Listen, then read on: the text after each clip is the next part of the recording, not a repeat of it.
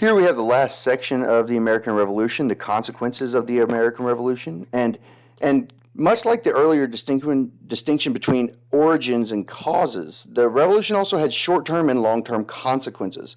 Perhaps the most important immediate consequence of declaring independence was the creation of state constitutions in 1776 and 1777. The revolution also unleashed powerful political and social and economic forces that would transform the new nation's politics and society, including increased participation in politics and governance. The legal institutionalism of religious tolerance and the growth and diffusion of the population, particularly westward. The revolution affected Native Americans by opening up Western settlement and created governments hostile to territorial claims by the natives. Even more broadly, the revolution ended the mercantilist economy, opening new opportunities in trade and manufacturing. The new states drafted written constitutions, which at the time was an important innovation from the traditionally unwritten British Constitution. These new states' constitutions were based on the idea of popular sovereignty, and that is the power and authority of the government derived from the people. So most of these colonies created weak governors and strong legislatures with more regular electors, moderately increased the size of the electorate. A number of states followed the example of Virginia, included a declaration or Bill of Rights in their constitution that was meant to protect the rights of individuals and circumscribe the prerogative of the government. Pennsylvania's first state constitution was the most radical and democratic of them all. They created a unicameral legislation and an executive council, but no genuine executive. All free men could vote, even those that did not own property. Massachusetts Constitution, passed in 1780, was less democratic in structure, but underwent a more popular process of ratification. So in the fall of 1779, each town sent delegates, about 312 in all, to a constitutional convention in Cambridge. Town meetings debated the Constitution's draft and offered suggestions. Anticipating the later federal Constitution, Massachusetts established a three-branch government based on checks and balances between the branches, and when independence came in 1776, so did an unprecedented period of constitution making and state building. Sorry, keep having interruptions from my kids, but it's okay. The Continental Congress ratified the Articles of Confederation in 1781.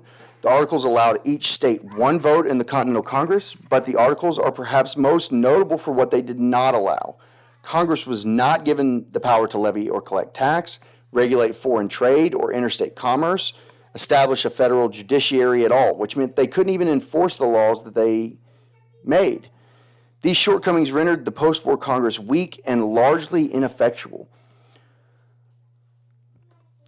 Political and social life changed drastically after independence. Political participation grew as more people gained the right to vote, leading to greater importance being placed on representation within the government. In addition, more common citizens played increasingly important roles in local and state governance. Hierarchy within the states underwent significant changes.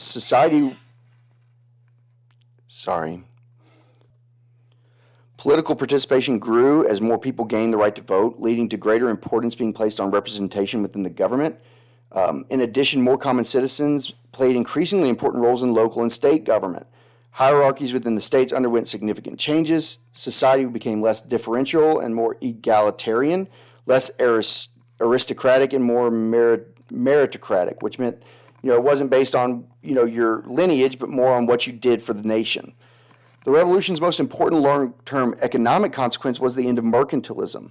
The British Empire had imposed various restrictions on colonial economies, including limiting trade and settlement and manufacturing, and the revolution opens up new markets and trade relationships. The Americans' victory also opened the Western territories for invasion and settlement, which created new domestic markets. Americans began to create their own manufacturers and no longer content on relying on those from Britain. Despite these important changes, the American Revolution had its limits. Following their unprecedented expansion into political affairs during the imperial resistance, women also served the patriot cause during the war. However, the revolution did not result in civic equality for women. Instead, during the immediate post-war period, women became incorporated into the the politics in some degree as Republican mothers. Republican societies required virtuous citizens, and it became mothers' responsibility to raise and educate future citizens. This opened opportunity for women regarding education, and they still remain largely on the peripheries of the new American politics spectrum, though. About 60,000 Loyalists ended up leaving America because of the Revolution. They came from all ranks of American society. They lived the rest of their lives in exile from their homeland. A clause in the Treaty of Paris was supposed to protect the property and require Americans to compensate Loyalists that had lost property during the war because of their allegiance. But the Americans, kind of said, nah, we're not going to do that. And throughout the 1780s, states seized property held by Loyalists.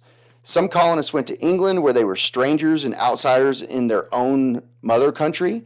Many others settled on, the peripheries of the British Empire throughout the world. Nova Scotia, New Brunswick, Quebec. The Loyalists had come out on the losing side of the Revolution, and many lost everything they had. They were forced to create new lives far from the land of their birth. In 1783, thousands of Loyalist former slaves fled with the British Army. They hoped that the British government would uphold their promise of freedom and help them establish new homes elsewhere in the empire. The Treaty of Paris, which ended the war, demanded British troops leave runaway slaves behind, but the military commanders of the British upheld their earlier promise and evacuated thousands of freedmen, transporting them to Canada, the Caribbean, or Great Britain. They would eventually play a role in settling Nova Scotia, and through the subsequent efforts of David George, a black Loyalist and Baptist preacher, some settled in Sierra Leone in Africa. Black Loyalists, however, continued to face social and economic marginalization, including restrictions on land ownership, even within the British Empire. The fight for liberty led some Americans to, free their own slaves, and most of the northern states soon passed gradual emancipation laws. Some freeing of slaves also occurred in the upper South, but in the lower South, most slave owners revoked their offers of freedom for service, and other freedmen were forced back into bondage. The Revolution's rhetoric of equality created a revolutionary generation of slaves and freed black Americans that would eventually encourage the anti-slavery movement for years to come. Slave revolts began to incorporate claims of freedom based on revolutionary ideas. And in the long term, the Revolution failed to reconcile slavery with the new egalitarian Republican societies, a tension that would eventually boil over in the 1830s, 1840s, and, create the Civil War in the 50s and 60s. Native Americans also participated in the Revolution, but you may want to take note that many Native groups such as the Shawnee, the Creek, the Cherokee, the Iroquois had actually sided with the British, and they hoped that a British victory would continue to restrain the land-hungry colonists from moving west beyond the Appalachian Mountains. Unfortunately, the Americans' victory and the Native American support for the British actually, made things much, much worse, and it justified a rapid and brutal expansion into those western territories.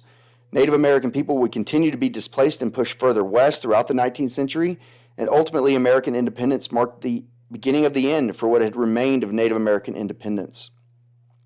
So just kind of in conclusion here, the American Revolution freed colonists from British rule. It offered the first blow to what historians have called the Age of Democratic Revolution. It was a global event. Revolutions in France, Haiti, South America followed. The American Revolution, meanwhile, brought significant changes to the British Empire. It kind of became a dividing point between the first British Empire and the second British Empire. And it created a new nation state, the United States of America. And by September of 1783, independence had been won, and that now we had to figure out what the new nation was going to look like and what was going to shape this nation state. So first you had the Articles of Confederation, and then eventually the Constitution. Historians have kind of argued about the causes and character of the revolution, but was it caused by British imperial policy or internal tensions? Were they primarily motivated by constitutional principles or ideas of equality or economic self-interest? Was it radical or conservative? But these questions really don't limit historians. Abraham Lincoln's use of the Declaration of Independence and the Gettysburg Address, and 21st century Tea Party members wearing, knee breeches, that the revolution has remained at the center of American political culture. Indeed, how one understands the revolution often it dictates how one defines what it means to be an American. It wasn't won by a few founding fathers or men and women.